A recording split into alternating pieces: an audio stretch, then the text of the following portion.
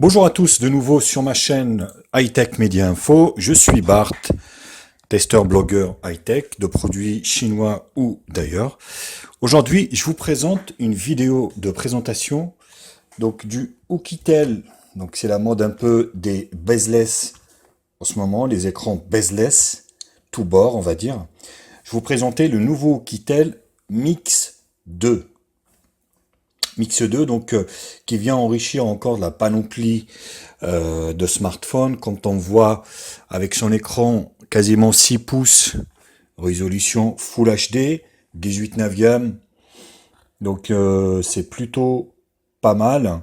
Son processeur, donc MediaTek octa-core, le MT6757, donc octa-core cadencé à 2 Go 4, et qui prend 6 Go de RAM, c'est plutôt pas mal franchement, 64 Go de stockage. On voit le Miravision lors de la présentation qu'il contient également la Miravision pour enrichir, on va dire, le contraste de l'écran, le contraste dynamique. On voit la batterie, 4000, un peu plus de 4000 mAh. Est-ce que ça va être bon? Est-ce que ça va être juste par rapport à son grand écran quand même? Le fingerprint scanner, donc le lecteur d'empreintes digitales qui maintenant fonctionne parfaitement bien, même sur les low cost, honnêtement. Il n'y a jamais eu de souci. Les premières générations effectivement, de finger, effectivement, il y avait des loupés et tout ça. Mais maintenant, on peut constater que ça fonctionne parfaitement bien. C'est assez fluide. Oukitel, franchement, c'est une bonne marque, très bonne marque de smartphone low cost. On voit le multilangage, donc la ROM qui est basée sur Android 7.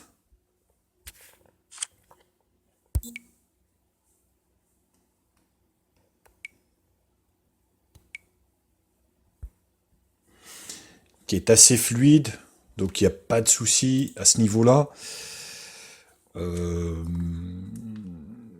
Les gestures également, comme on le voit là sur la vidéo. Donc bon, ça c'est des petits gadgets, forcément, il y en a qui aiment, il y en a qui aiment pas. Moi je suis pas trop fan, franchement. Faire pivoter, faire des gestes au niveau des capteurs pour faire défiler les photos, moi je préfère ressentir le toucher.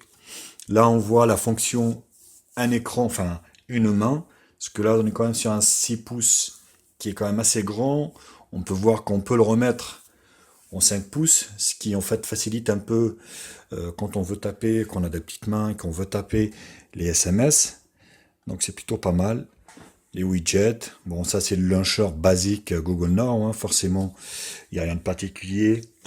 On voit que voilà, donc il y a les widgets. On voit que les icônes sont surlookées légèrement, un petit arrondi. Les modes photo, vidéo, donc Soukitel bénéficie d'une caméra frontale de 13 millions de pixels et caméra arrière de 21 millions de pixels avec une autre de 2 millions de pixels. Autant vous dire, c'est une seule caméra, quoi, parce que la deuxième, elle sert à rien. Elle sert quasiment à rien. On voit que en plein écran, 16 neuvième, ça a l'air d'être plutôt correct en attendant bien sûr le test. Ça c'est juste une vidéo de démonstration qui a été fournie par le constructeur et je le remercie. On voit effectivement, on peut jouer sur les ISO, il y a un mode pro pour qu'on puisse justement faire régler un petit peu tous ces ISO.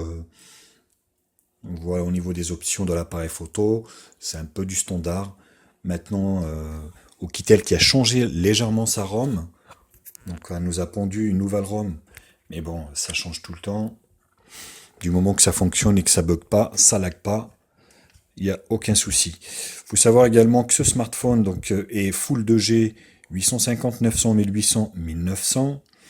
Il est également Full 3G 900, 2100 et il est Full 3G B1, B3, B7, B8, B20 sans la 7, enfin sans la 700 forcément, qui n'est pas encore très répandu chez les constructeurs chinois.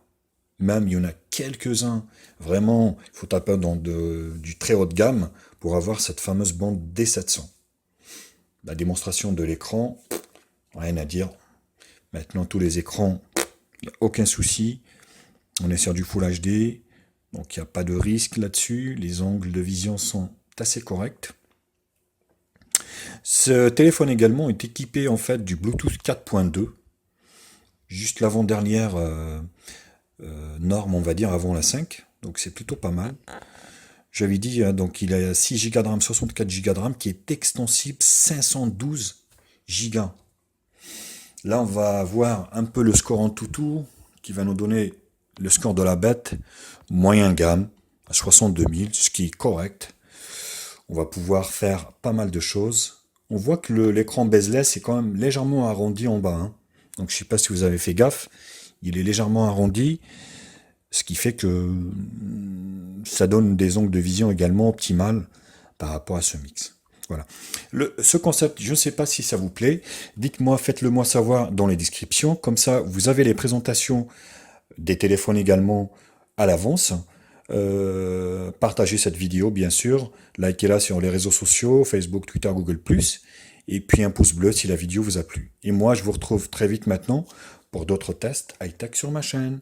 Gros bisous et à bientôt.